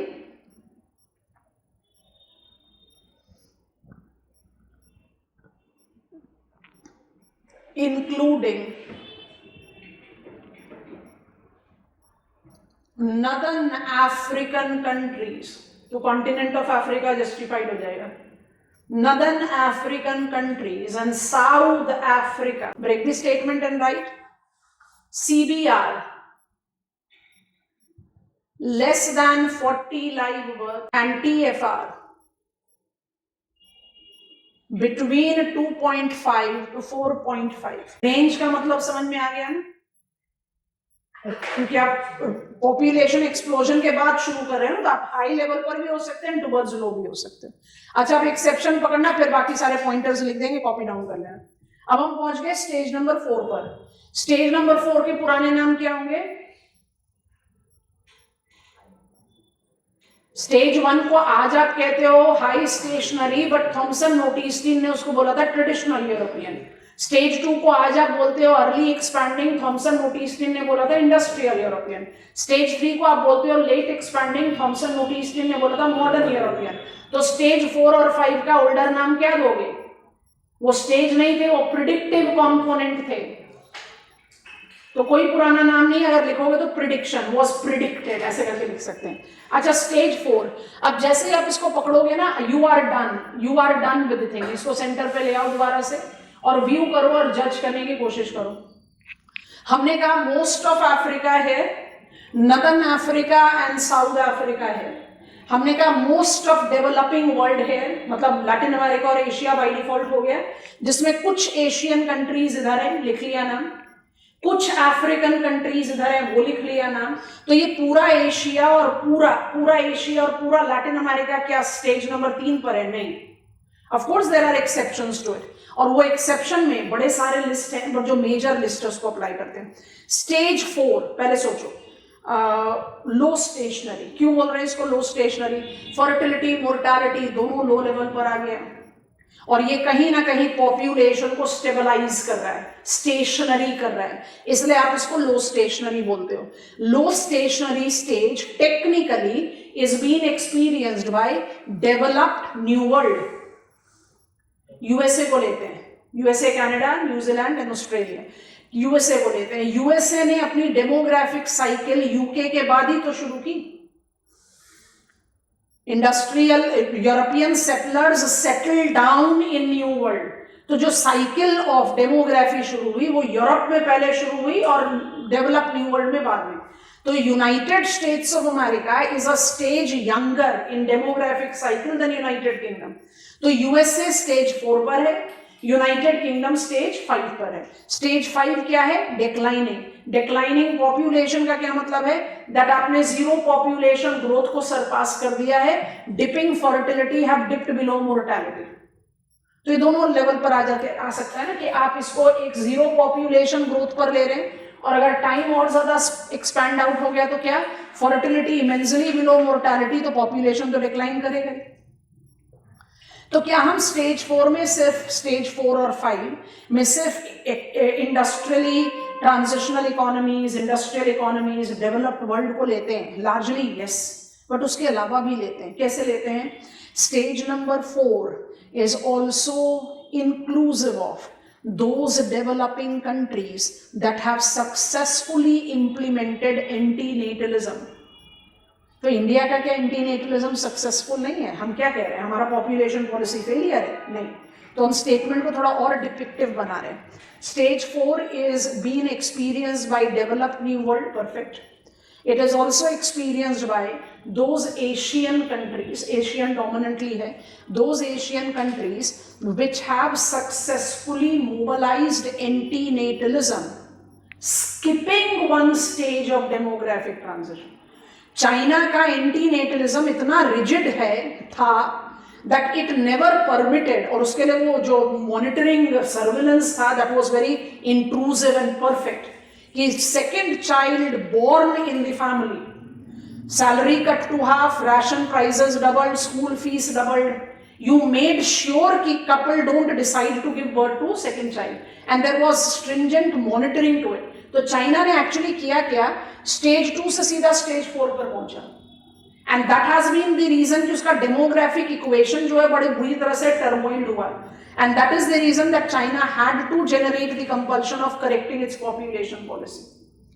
तो वो एंटीनेटलिस्ट कंट्री जिन्होंने बड़ा अब्रप्ट रिजल्ट हासिल किया. India is a slow study example. We are not a failure. हमारा केस जो है वो डेमोक्रेटिक लाइन पर है, as per the choice of the recipient. आप किसी भी चीज को इंपोज नहीं कर सकते in the democratic setup. China में वो इंपोजिशन पॉसिबल है. सो स्टेज 4 में कौन कौन सी कंट्रीज होंगी जो एक्सेप्शन डोमेन करेंगी? हमने कहा maximum of Asia is in stage 3, Afghanistan, Yemen is in 2, China, Kazakhstan, Turkey, छोटे छोटे कंट्रीज को पकड़ो, सिंगापुर, साउथ कोरिया, ये सब स्टेज 4 में. आपको समझ में आ रहा है किस तरह स्टेज 4 में पहुंचे? Successful implementation of antinatalism. माने इन्होंने फास्ट फॉरवर्ड करा अपने डेमोग्राफिक साइकिल को. और स्टेज नंबर 5 में कौन सा आएगा? Aged continent of the world, Europe. Actually अब जापान भी स्टेज 5 में है. Aged continent of the world, Europe. अब यूरोप में अगर आप बात करते हो स्वीडन की, इसलिए हम बार बार स्वीडन और ऑस्ट्रिया का एग्जाम्पल दे रहे हैं आपको. अगर आप बात करते हो स्वीडन की, तो Sweden is right there at stability of the population. ना बढ़ रहा है ना घट रहा है, जीरो पॉपुलेशन ग्रोथ पर है. और ऑस्ट्रिया इज द एग्जाम्पल जहां population have actually started declining. तो आप यूरोप में भी किसी भी लेवल पर हो सकते हो. Japan population have actually started declining. और 2010-11 का पॉपुलेशन टेबल लें तो Japan is one of the 10 most populous countries of the world, used to be. तो पॉपुलेशन जापान में बहुत हाई है, but life expectancy one of the highest in world. And because age population है तो automatically क्या होगा? If I am in old age cohort, I am not reproductive, तो fertility levels तो बाय डिफॉल्ट मोर्टालिटी से down होगी. और mortality high क्यों होगी? क्योंकि एज पॉपुलेशन है तो क्रूड डेथ रेट को तो हाई होना ही. मैप ऑफ वर्ल्ड को इमेजिन करो. Primitive fourth world community stage 1, most of Africa stage 2, maximum of Asia Latin America stage 3, stage 4 is developed new world plus successful antinatalist country, stage 5 is Europe with Japan. इससे ज्यादा और क्या चाहिए किसी theory से? I hope you are understanding. फटाफट से लिखते हैं स्टेज 4 एंड स्टेज 5. पॉइंट्स लिख रहे हैं, कॉपी डाउन करते जाओ. अब हम चले गए फ्रेश पेज पर. इस हॉच पॉच पे नहीं काम करना. 4th and 5th stage. 4th stage को बोलते हैं लो स्टेशनरी.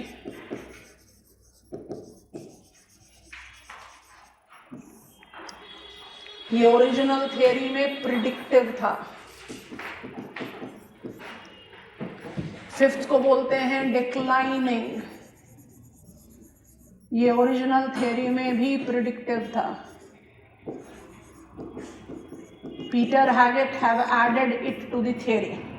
अच्छा, आप कैरेक्टरिस्टिक जॉट डाउन कर रहे हैं and the examples. So low stationary, dipping, fertility, almost matches with dipped mortality.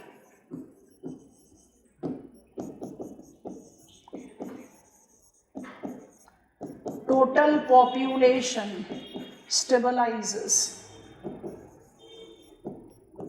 is experienced in developed New World plus anti-natalist countries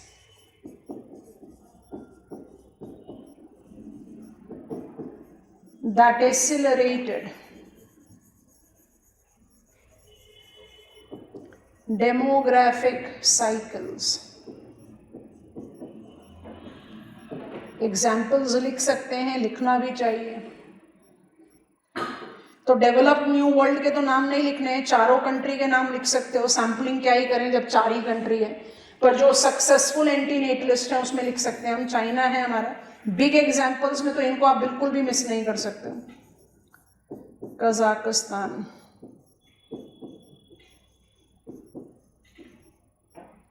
फिर आप Singapore, south Korea have taken a top slot in the crude birth rate का control. तो south Korea जानबूझ के लिखा, 2 छोटी country है।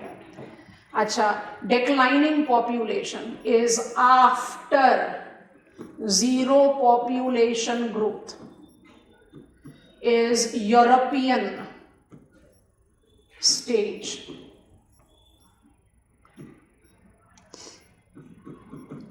fertility dipped below mortality.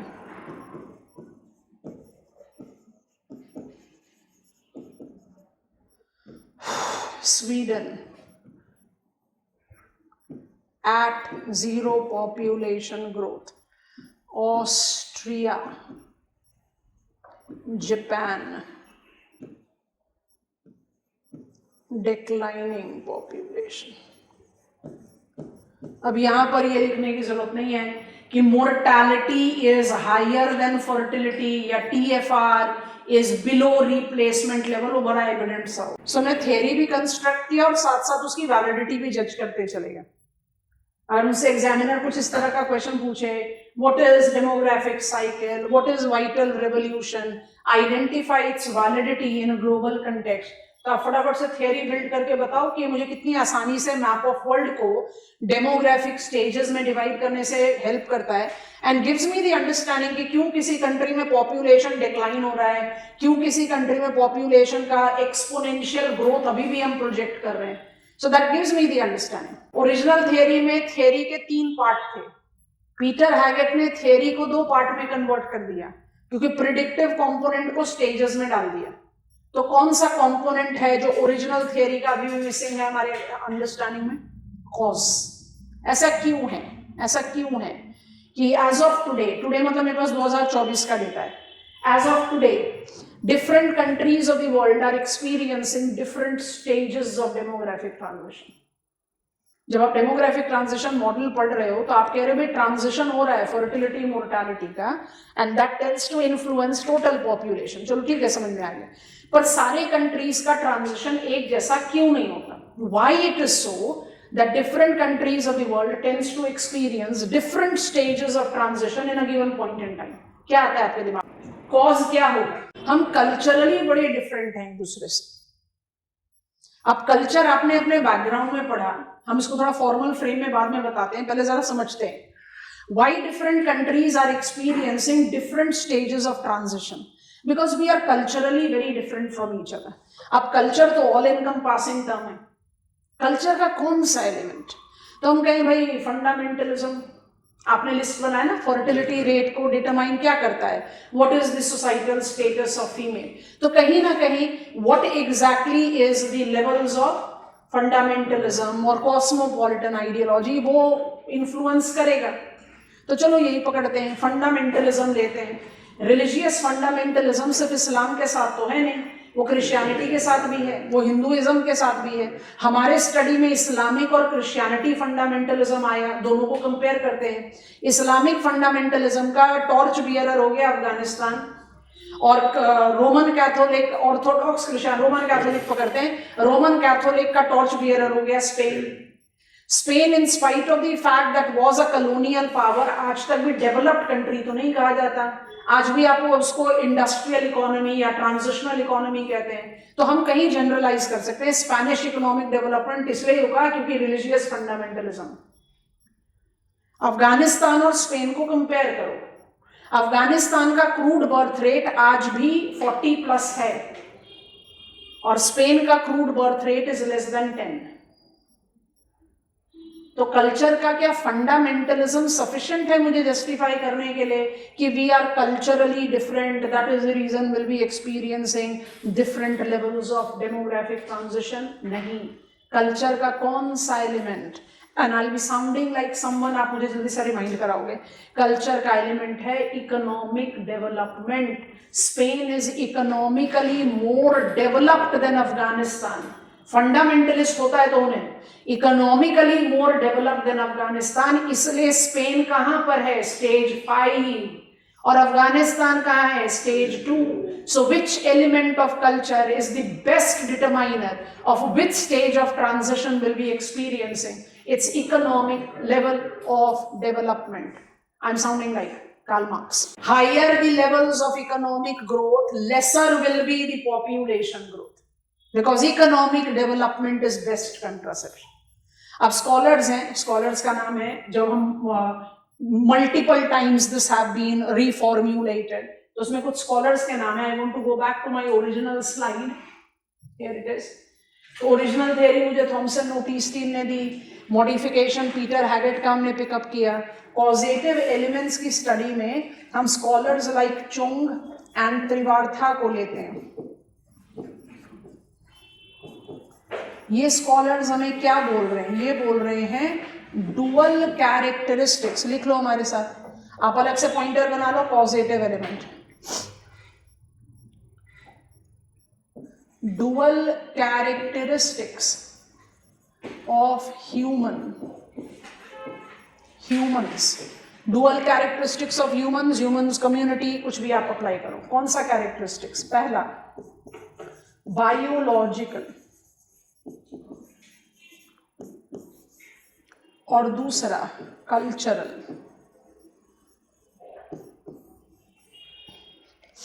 Biologically we are same, worldwide biologically we are same, capable of reproducing our own kind. I'm just writing capable of reproducing. चाहे आप Spain में हो, चाहे आप अफगानिस्तान में हो, चाहे आप जापान में हो, चाहे आप साउथ कोरिया में हो, चाहे आप इंडिया में हो, चाहे आप चाइना में हो, biologically we all are same, capable of reproducing our own kind. तो बायोलॉजिकल कैरेक्टरिस्टिक्स तो नहीं जस्टिफाई करता कि why different countries are in different stages of transition, तो ये कल्चरल पैरामीटर है जो जस्टिफाई करता है। But culturally we are different, and the difference of the culture specifically in economic level of development that makes different countries experience different levels of demographic, different stages of demographic transition. ये याद आ रहा है? assumption 3, इसको भी आपने validate कर दिया। हम इकोनॉमिकली डिफर है, इसलिए जब आप पॉपुलेशन थियरीज के बारे में पढ़ोगे तो आप पढ़ोगे पॉपुलेशन पॉलिसीज। जब आप पॉपुलेशन पॉलिसीज के बारे में पढ़ोगे तो पढ़ोगे, हम ये स्टेटमेंट पहले भी क्लास में बोल चुके हैं कि हमें बड़ा मुश्किल है कन्विंस करना at one end of the continuum कि पॉपुलेशन को कंट्रोल करो, and at the other end of the continuum कि पॉपुलेशन को बढ़ाओ बिकॉज कंट्री रिक्वायर्स इट, क्योंकि we are culturally very different. And which dimension of culture is major regulator of population? Economic development. Higher the levels of economic growth, lesser will be the population growth, vice versa. ठीक हो गया? Repetition पे आएंगे of population theories. हमारे syllabus में लिखा है demographic transition models. एक डेमोग्राफिक ट्रांजिशन का वर्जन है एपिडेमियोलॉजिक ट्रांजिशन। 2 मिनट के लिए देखेंगे। देखने में तो लग रहा है डेमोग्राफिक ट्रांजिशन, क्योंकि I am again talking about crude birth rate and crude death rate. कुछ डिफरेंस है, लेकिन क्या difference? Characteristics, vital rate and stages. Stage तो आपने डेमोग्राफिक ट्रांजिशन से ही लिया हुआ है, नाम थोड़ा सा डिफरेंट किया, pre, early, late and most. And what you are taking up into reference? Acute food scarcity. हम पढ़ेंगे फूड स्केर्सिटी के different domain, how do I distinguish famine from the other food insecurity concerns, बाद में पढ़ेंगे details में food agriculture के साथ. Receding pandemic, acute food shortage, widespread diseases have started reducing, तो आपकी मोर्टैलिटी डिक्रीज करने लग गई.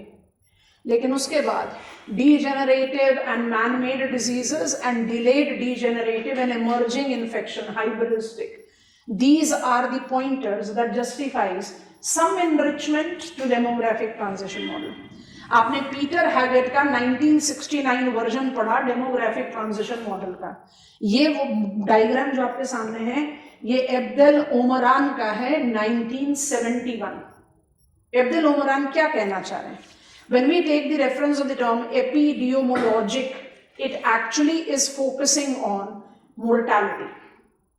ये क्या कह रहे हैं? ये क्रिटिसाइज नहीं कर रहे डेमोग्राफिक ट्रांजिशन मॉडल को, सिंपली कह रहे हैं डेमोग्राफिक ट्रांजिशन मॉडल किसी लेवल पर जाकर, आपने बात की कि mortality was high because of no से लाइफ एक्सपेक्टेंसी लो है, इन्फेंट मोर्टालिटी रेट हाई है. क्यों है?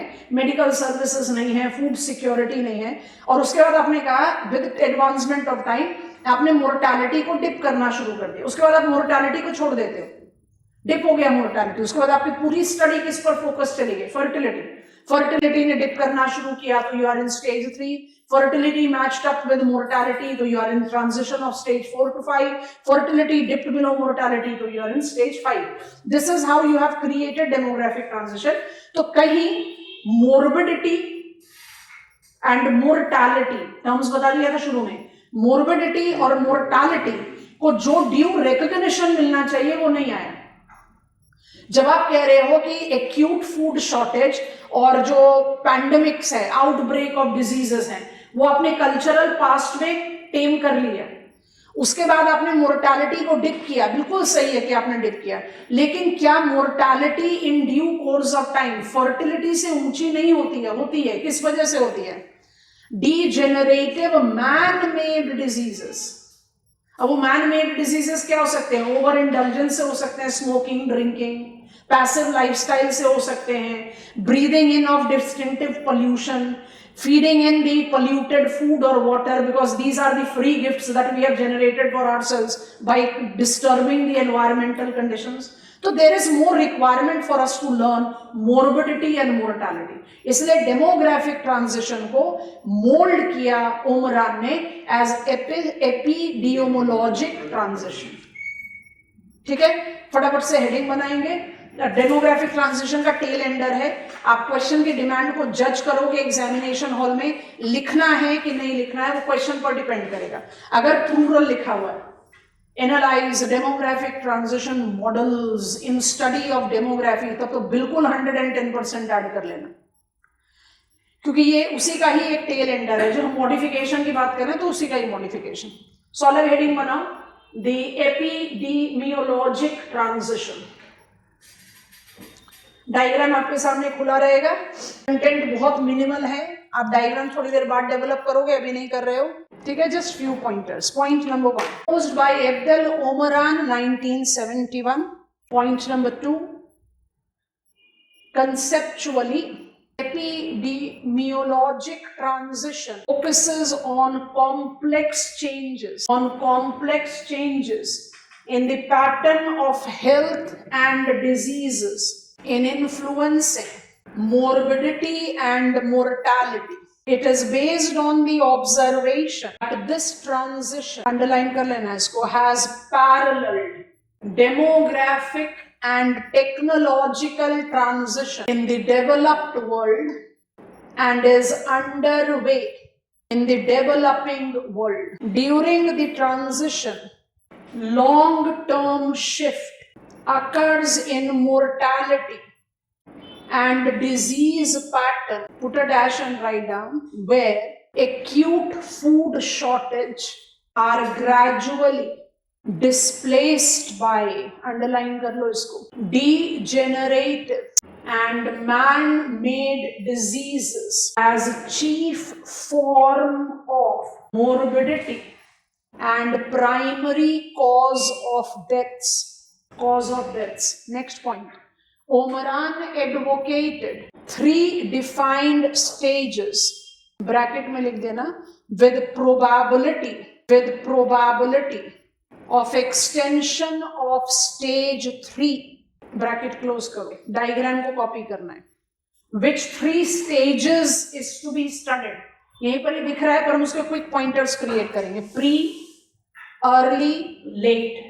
प्रोबेबिलिटी है कि लेट एक्सटेंड कर जाएगा पोस्ट में. नाम ही देखो, degenerative and man made diseases, delayed degenerative, तो ये इसी का ही एक्सटेंशन है. तो ओरिजिनली 3 स्टेजेस, जहां पर आप मोर्टालिटी और मोर्बिडिटी को एक्यूट फूड शॉर्टेज या इन्फेक्शियस डिजीज से नहीं रिलेट कर रहे, you are relating it to degenerative and man made diseases. तो इसका डिपिक्शन थोड़ी है हमारे डेमोग्राफिक ट्रांजिशन मॉडल. तो पहले इसको कॉपी डाउन कर लो.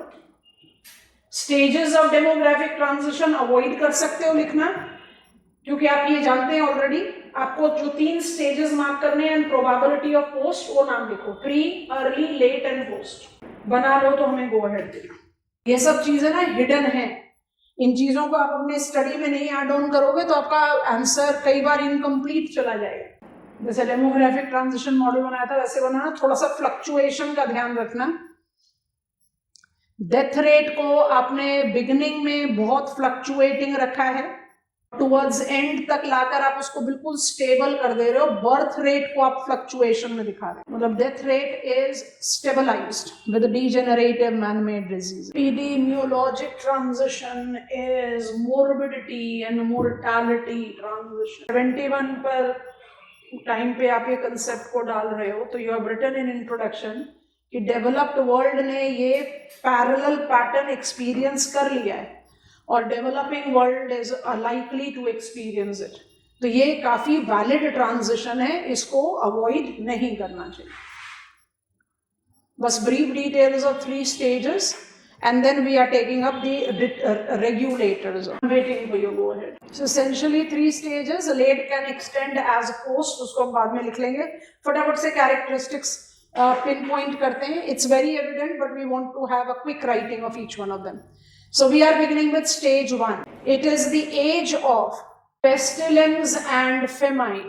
Underline कर लो, dash डाल लो. Pointers. Mortality is high and fluctuating. Next, average life expectancy at birth is low and variable. Last, restricts natural growth of population. Okay, na both evidence. Okay, stage number 2. The age of receding pandemic, underline dash, marks the progressive decline of mortality. Rate of decline accelerates as epidemic peaks becomes less frequent or disappears. Next, life expectancy at birth steadily increases, is experienced with exponential rates. ठीक है, diagram बनाकर लिख रहे हैं तो आप बहुत आराम से उसको साथ साथ विजुअलाइज कर पा रहे हो. अब लिखो नंबर 3, फाइनल स्टेज है जो 4th में एक्सटेंड हो सकता है. The age of degenerative and man-made diseases. Line करो, put a dash.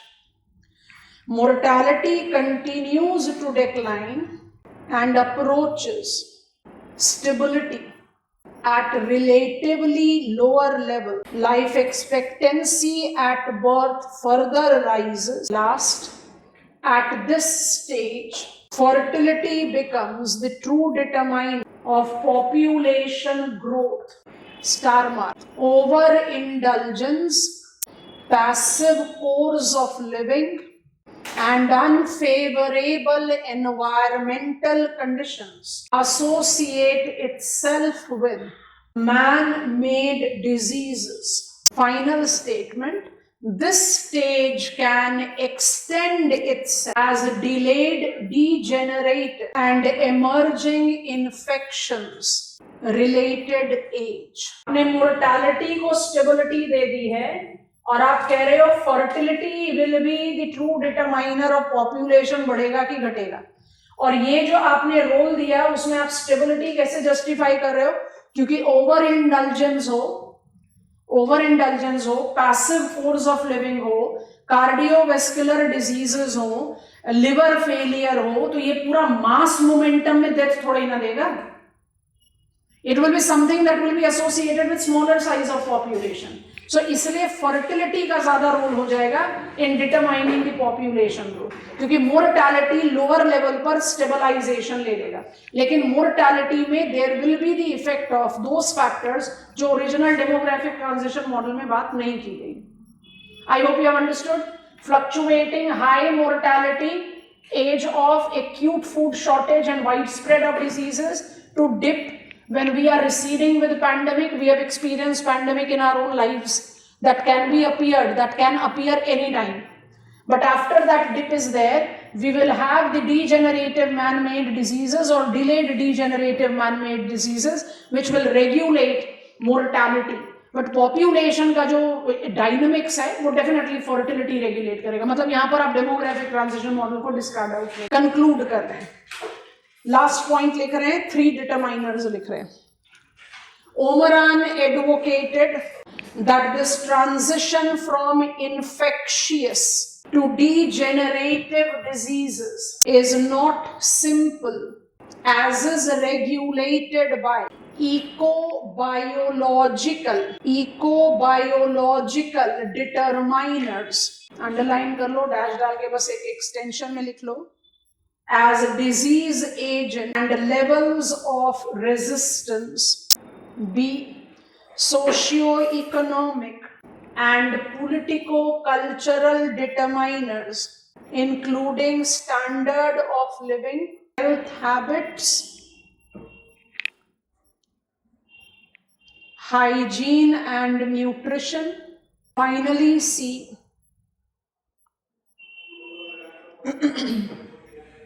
medical and public health determiners that are preventive and curative measures to combat diseases. Ecobiological, socio-political, cultural and medical and public health services. क्यों हुआ था pandemic, which we still cannot call it in past tense क्योंकि mutation and variants are still there. But the pandemic which we have, unprecedented kind of pandemic that we have experienced in our lives, we have noticed that the mortality levels have been more with European countries. जो first phase का आपका Covid था, जो first wave था, उसमें आप imagine करो किस तरह का मास ग्रेव्स का हमने इमेजेस देखा था. Why? Are they not having part C? Of course they have much better public health services and disease response team. पर कौन सा फैक्टर था जो फेवरेबल नहीं था? इकोबायोलॉजिकल.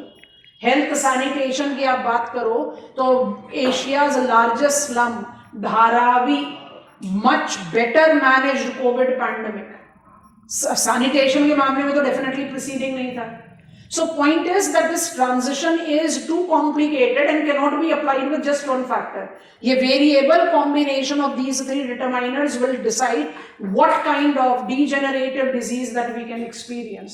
So mortality को due representation दिया epidemiologic transition में, जो कहते हैं कि after acute food shortage और जो इन्फेक्शियस डिजीज है उनके कंट्रोल के बाद मोर्टालिटी डिप जरूर होती है, लेकिन mortality correlate with man made and degenerative. There is existence of diseases and it should be taken into consideration. And 71 में जब उमरान ने ये थियरी प्रपोज किया तो उन्होंने बहुत क्लियरली बोला है डेवलप्ड कंट्रीज में clear evidences हैं parallel to demographic transition, and we don't rule it out even in the developing economies that there will be the implication of these transition. So 3 stages को वो specify कर रहे हैं, 4th हो सकता है. और फोर्थ का नाम जिसको आप पोस्ट बोलोगे वो एक्चुअली थर्ड का ही एक्सटेंशन है, जो नाम से भी आपको पता चल रहा है। This completes demographic transition models. हमने माल्थूजियन कंसेप्ट पढ़ लिया, हमने मार्क्सियन कंसेप्ट पढ़ लिया। माल्थस को क्रिटिसाइज करते समय हमने नियो माल्थूजियन पिकअप किया था, वहां हमने सिमोन को डाल दिया, और Simon definitely is on head on debate with Ehrlich. Ehrlich के डेमोग्राफिक आइडियाज को हम quite at par with Malthusian work बोलते हैं, but enrichment of it. Ehrlich का ओवरशूट माल्थूजियन कैटास्ट्रॉफ के साथ मैच कर रहा है, बट एलरिच ने माल्थस के वर्क को रिपीट नहीं किया as many of his critics says. Ehrlich ने उसको एनरिच किया है with IPAT equation. Simon is not a cornucopian, Simon is not a boomster. Simon is neo-Malthusian follower, believer of S curve, कि carrying capacity technologically वैसे ही बढ़ाई जा सकती है जैसे टेक्नोलॉजिकली आप मोर्टालिटी को कंट्रोल कर कर पॉपुलेशन को ग्रोथ दे सकते हो। तो जिस टेक्नोलॉजी से आपने मोर्टालिटी को कम किया, उसी टेक्नोलॉजी से आप मीन्स ऑफ सबसिस्टेंस भी इंक्रीज कर सकते हो। Why to be so pessimistic? Because वो तो बिल्कुल थियोरेटिकल है। नहीं तो ग्लोबल पॉपुलेशन तो अब डिक्लाइन होना शुरू हो चुका होता, नहीं हो रहा ना, ग्रो कर ही रहा है। तो क्यों कर रहा है? क्योंकि कैरिंग कैपेसिटी बढ़ा दी आपने। और कैसे बढ़ा दी? With technological innovation. 3 homeostatic plateau बताए उन्होंने हमें, जिसको आप एस कर्व्स बोलते हो, सिंस 1950। बता, जल्दी से मदद करा दो। आगे हम नहीं ले जा रहे आपको लिमिट टू ग्रोथ में, एक साथ ही पढ़ेंगे। Agriculture, medical and ICT. शाबाश। When I take these, I am increasing my carrying capacity. I am definitely increasing means of subsistence to cater the requirement of growth of the population. We are not criticizing Malthus is wrong. Simon definitely criticized Malthus for being pessimistic, but is not discarding Malthus, because there is urgent need to control population growth. Population growth control करना बहुत जरूरी है. Marxian viewpoint as retaliation to Malthusian conclusion कि uncontrolled growth of population at dash rate. चलो बच्चों, क्या कमाल कर दिया. Uncontrolled population growth at dash. Yes, geometric rate. Uncontrolled population growth at geometric rate leads to division of society. Now, divided society leads to growth of population. तो Karl Marx का simple logic है, और मेरे ख्याल से पकड़ में आ गया, मुश्किल नहीं है कंटेंट बिल्ड करने में, कि अगर population growth is because there is absence of parity facilitated by certain politico-economic setup, change कर दो. exploitive, unjust politico economic setup को आप जस्ट इकोनॉमिक सेटअप में चेंज कर दो, it by default will result into control of population. Economic development, inclusion, parity will automatically control population. वो है Karl Marx का व्यू पॉइंट. फिर हमने ऐड किया demographic transition model, original statement of Thompson Notestein modified by Peter Haggett, and original statement of Thompson Notestein added by Chung and Trewartha. तो मेरे पास 5 stages हैं. Predictive element गायब हो गया, कॉजेटिव कंपोनेंट आ गया. And when I take up that reference and identify value of demographic transition, अब जैसे आपको ले जाएंगे ना ग्रोथ एंड डिस्ट्रीब्यूशन में, आपको भी वाह डेमोग्राफिक ट्रांजिशन मॉडल ने कितनी मदद की, इसलिए वैलिडिटी को साथ में जज कर लिया. When I take mobility transition, demographic transition model, अभी मोबिलिटी ट्रांजिशन मॉडल माइग्रेशन में पढ़ेंगे.